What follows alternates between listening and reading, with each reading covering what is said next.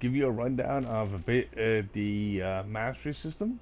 Well, what it is when you actually first started the game, you actually go fishing and stuff like that. You basically, if you follow one of my very first videos, you will understand this.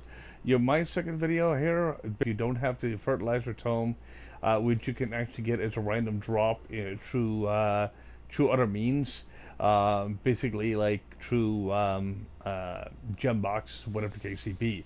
Now, you want to be able to look at exactly what they are. Now, you might be able to buy these from the market. It depends on how much they are selling for. Sometimes they're cheap, sometimes they're more expensive.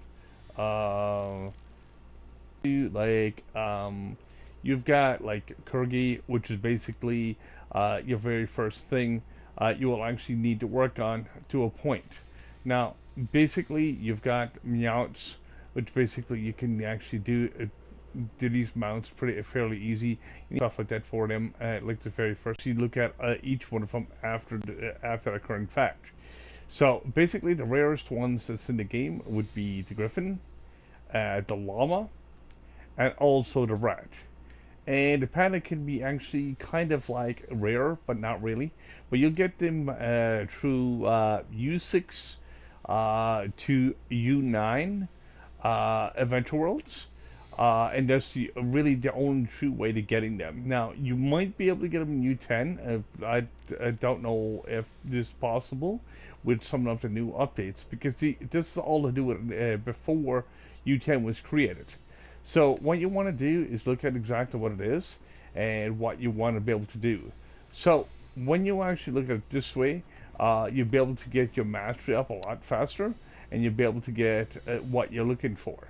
So you want to be able to look at exactly what you want to build through your mounts, and each mount will give you at least 50 mastery each, so that will help you quite a bit. Now, another thing too, another rundown, is basically you want to get gardening done as well. You want to be able to get your compost. This is another milestone for people, and try to get their stuff up and upgraded and whatnot. Their mastery. Like, I mean, you've got the easy mount, you've got two of them that's a little harder to get, and so on and so forth.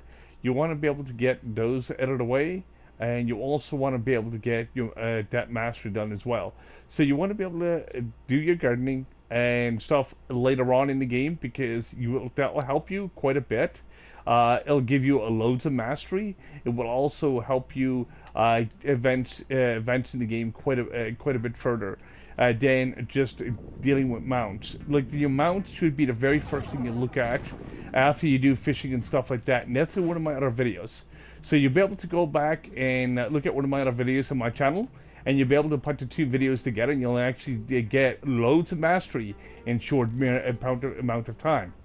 Because if you get the materials, you can buy it off the market, which basically the marketplace, you can buy seed feed, whatever the case may be, just type it in as a search, and you'll be able to actually do it that way if you get the flux. If you don't have the flux, you want to be able to do it this way. You want to be able to get as much mastery as possible in a short period of time. Because, like, I mean, this game is bent on your power level and your mastery, but at the end game, it's all mastery. So you want to get as much mastery at the very beginning as possible, so you'll be able to keep on going and be able to build up your character and build up the strengths as well. You can also go to the hub itself to do in a couple of different parts. And what I mean by a couple of different parts is doing it this way. Well, basically, it's like this. You go to this guy over here, not the luck store, but the dragon crucible, and what it'll be doing is it will tell you exactly how many fragments and stuff that you will need. Each one of these dragons will give you 250 mastery plus extra stats, and it will also give you magic find at the same time. So you want to get your item find or magic find, or whatever you want to call it, basically build up as well, because it will help you with your stellars, and it will actually help you with your overall statting when it comes to your mastery. Now, the thing is, it will make a big difference at the end of the game, because when you actually see alerts pop up, and you want to get, like, right now, the Rampages alert, that's up, but you want to get as many dragon coins as possible, as many shards as possible, and you'll get each one of them through Kandoria. You get one from, like I said, the Drowned, which is this blue place over here, Drowned World. You also get one from Neo City, which drops just from a regular mob. You'll also get one from the Cloud, which is basically the Cursed Skylands. And you want to be able to grab some clouds and stuff from there. That will help you with mounts and stuff later on and everything else in between. So you basically build up your character very quickly. Now, Ignis Island doesn't support much of anything, but it will actually give you primordial flames and stuff like that to help you with your mastery for building those mounts. So you want to look at exactly what you're doing. You also Dio Sanctuary will give you basically mastery in a different way. It'll give you basically what was it, Aventurine every day. It'll give you X number amount of doing it that way. You'll also want to look at exactly what you're doing with that. The more Aventurine you've got, you can go to any club world that's maxed out and max it on the mastery there as well.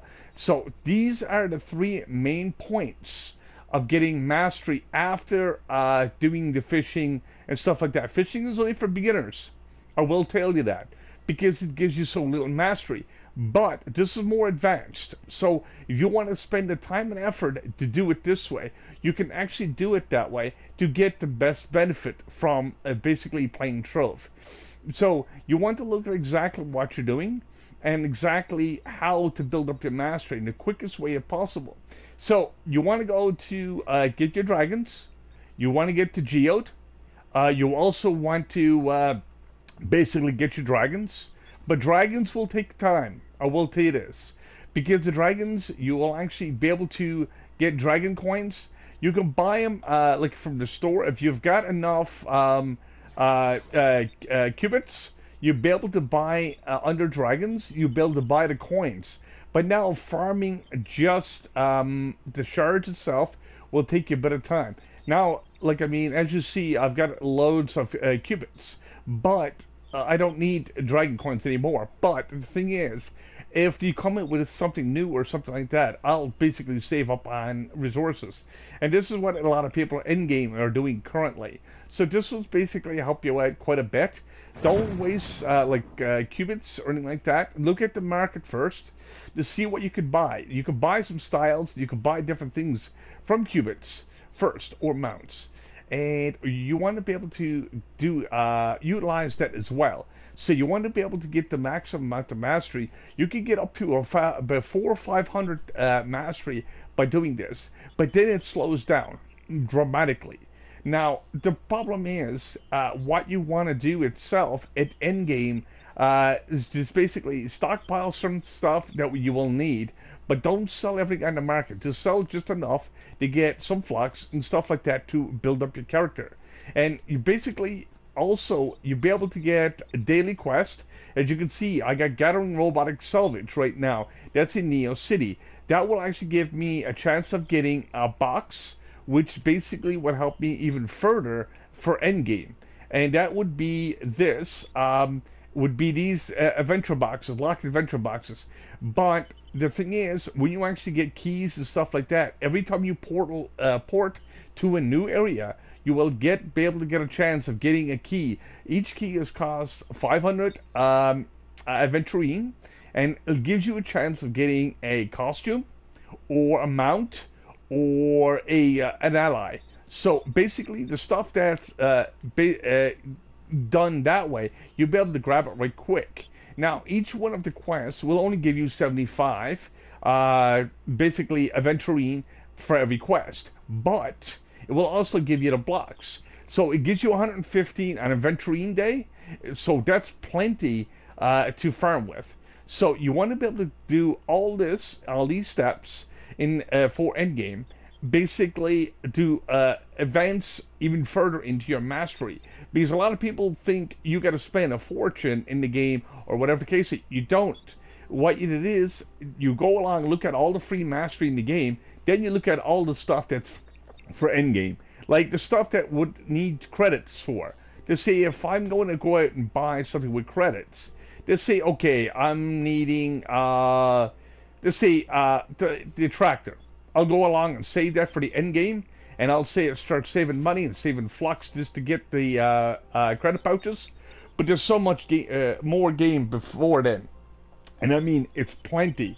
It's about probably about a year and a half to 2 years of playtime, but you might be able to get it done faster now because a lot of some of the stuff in the game is made a lot easier to get. But some of the stuff will basically be just there itself. So you'll be able to grab that and be able to utilize everything in the game and be able to get your mastery up very quickly. So you want to be able to follow this and you'll basically do your best benefit. And like I said, you'll be able to get as much mastery in the game. And you'll be able to get ready for endgame and you'll be able to start stockpiling. So hopefully this video helps quite a bit, and hopefully it helps other newer players and also advanced players out there to actually get their mastery up and be able to get their flux fluctuating and be able to save up some stuff what they need, and hopefully this be able to help you to advance even further into the game. And this is what I try to do myself on my channel, and I'm very happy to do it. Like, I mean, I've got like many years of doing this, so it's not my first run, but I will tell you this: I've got about close to 3.5 years on here, and I've got about 4 years of playing on here on true PC. So I basically been playing MMOs for a very long time. But like I said, if this video helps you guys, this is what I'm looking at. I'm looking at to help you guys. I'm not looking for followers. I'm not looking for nothing. I'm just there to help you guys out, because a lot of you guys out there are just starting the game or just looking for advanced tips and tricks. A lot of these YouTubers out there do not will make a long video of nothing, and this is what I'm trying to avoid. To try to make it explanatory as much as I can and try to get the useful information out there. And this is exactly what I do, and this is what my profession is. So hopefully you guys enjoyed the video, and hopefully I'll catch you on the next one, and have a great day.